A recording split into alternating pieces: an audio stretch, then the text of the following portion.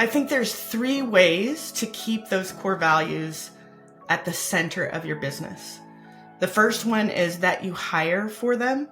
Let's face it, by the time an adult human gets to us as part of their job search, those core values are set in stone for them. Their personal core values are set in stone, probably before the age of 14. It depends on which expert that you talk about. We can teach skills. We cannot impact core values for the most part.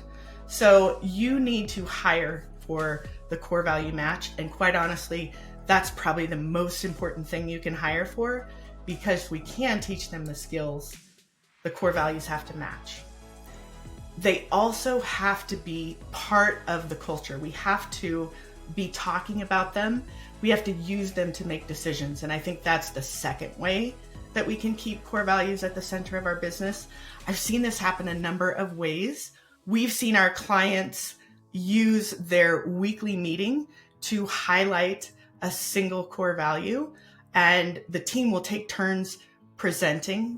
Bob might present on this core value in week 1, and Susie presents on core value number 2 in week 2, and they lead the discussion about them. And those discussions are always about what it means, right? What does the core value mean?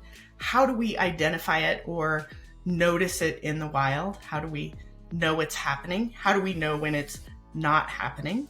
And then using those core values as we make decisions. We forget sometimes if we have a decision to make about how to handle a client or what to do about a challenge, a lot of times we can go back to our core values, and that's going to give us the guidance that we need to make a decision that's aligned for all of us. And then the third thing that I think you do to keep core values at the center of your business is to reward them. And this can happen in a number of ways as well. It can be as simple as a high five or some sort of shout out in your Slack channel. I have some clients that do that. It can be peer nomination, where there's an award once a month for the person that most embodies being solution oriented. I'll use that as an example.